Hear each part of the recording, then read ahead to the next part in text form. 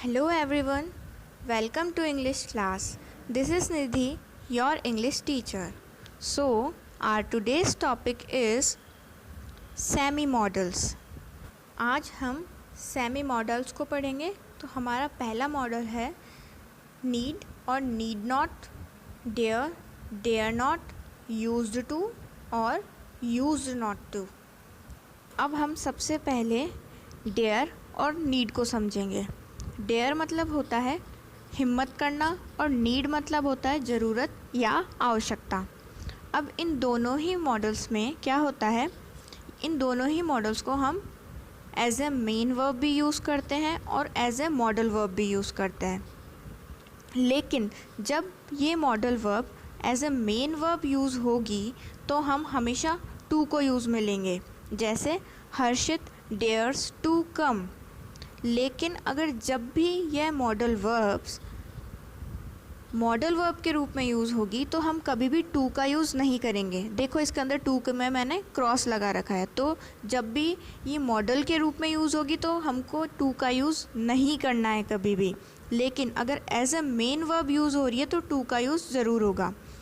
और इसके अंदर एज ए मेन वर्ब में हम पॉजिटिव, नेगेटिव और इंटेरोगेटिव, प्रश्नवाचक और नकारात्मक और सकारात्मक हर टाइप के वाक्य बना सकते हैं।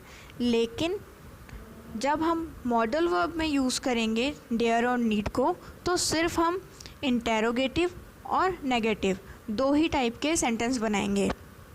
अब इसका हम फर्स्ट सेंटेंस देखते हैं, हर्षित डेयर्स टू कम। अब यहाँ पर हमने एस का यूज़ किया है मेन वर्ब में। क्यों किया है? क्योंकि ये हमारा प्रेजेंट इंडेफिनिट का सेंटेंस है और उसके रूल के अकॉर्डिंग हम उसमें मेन वर्ब में एस पुट करते हैं।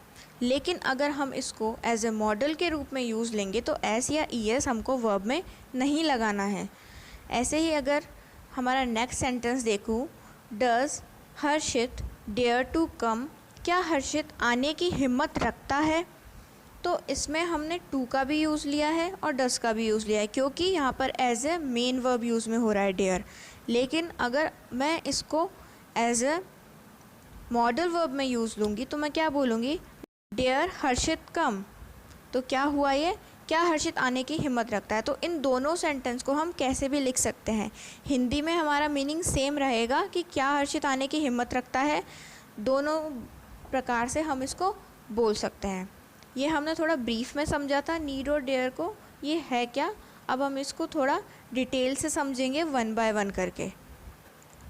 Dare can be used both as a modal auxiliary verb as well as main verb, therefore it is also known as semi modal verb. Dare को modal सहायक क्रिया और मुख्य क्रिया दोनों प्रकार से हम यूज़ में ले सकते हैं, इसलिए इसे सेमी मॉडल वर्ब भी कहते हैं। Let's read some examples. He dare not touch me. वो मुझे टच करने की हिम्मत नहीं रखता है। अब यहाँ पे देखो ये dare as a modal verb use में हुआ है, ना ही हमने इस डेयर में एस या ई एस का यूज़ लिया है और ना ही हमने टू का यूज़ लिया है। She dare not beat me.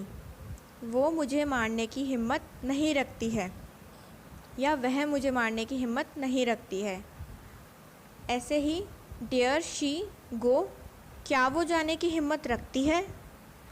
और अगर हम इसका पास्ट इंडेफिनिट में बनाएं तो पास्ट टेंस में डेयर का डेयर्ड हो जाएगा, हम इसमें लास्ट में डी ऐड कर देंगे। तो क्या बन गया, डेयर्ड ही गो और डेयर्ड ही नॉट गो। अगर नेगेटिव बनाएंगे तो सब्जेक्ट के जस्ट बाद नेगेटिव आ जाएगा। तो इस तरह से इसके सेंटेंसेस बनेंगे। अब हम नीड को देखेंगे।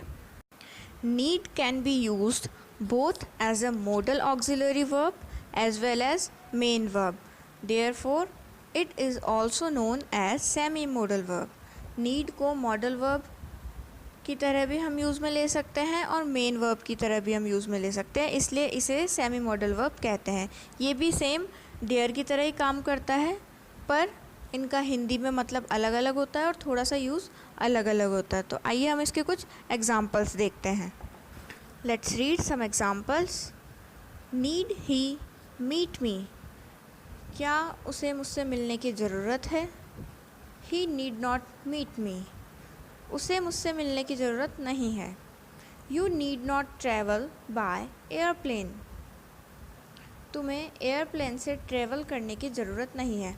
अब इस नीड में आपको एक चीज़ ध्यान रखनी है, जैसे हमने डेयर में पास में डेयर्ड कर दिया था, तो यहाँ पे नीड का नीडेड नहीं होगा कभी भी, हमको नीड या नीड नॉट ही यूज़ में लेना है। इसको अगर मैं as a main verb use में लेती हूँ तो मैं ऐसे बोलूँगी, क्या उसको मुझसे मिलने की ज़रूरत है? तो हम बोल सकते हैं does he need to meet me, तो यहाँ पर डज़ और नीड टू का यूज़ कर लेंगे। लेकिन एज ए मॉडल वर्ब हम सिर्फ इतना सा लिखेंगे, नीड ही मीट मी। दोनों ही सेंटेंस सही है, कैसे भी इसको यूज़ में ले सकते हैं, पर ध्यान रहे इसके साथ कभी भी नीडेड का यूज़ मत करना, क्योंकि इसका पास नहीं बनता है, ये सिर्फ नीड ही रहेगा या नीड नॉट रहेगा, और इसमें हमेशा नेगेटिव या इंटेरोगेटिव सेंटेंस ही बनेंगे, पॉजिटिव सेंटेंस इसका नहीं बनेगा। As a modal verb, as a main verb positive sentence इसका बन जाएगा। अब हम हमारा नेक्स्ट सेमी मॉडल देखेंगे, यूज्ड टू।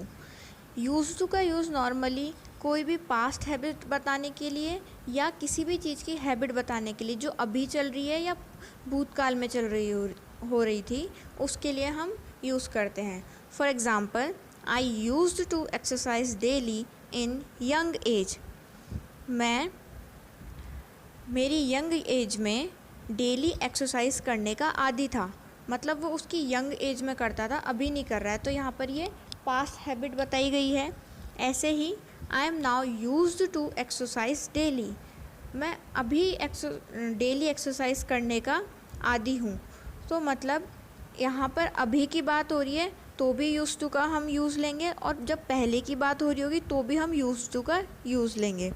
ऐसे ही I used not to exercise daily, अब इसमें हमने नेगेटिव सेंटेंस बनाया है, नकारात्मक वाक्य बनाया है, तो हम यूज्ड नॉट टू का यूज़ लेंगे।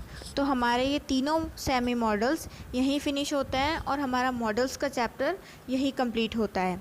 अगर इनसे रिलेटेड कुछ भी आपको क्वेरी हो तो आप कमेंट सेक्शन में कमेंट करके पूछ सकते हैं।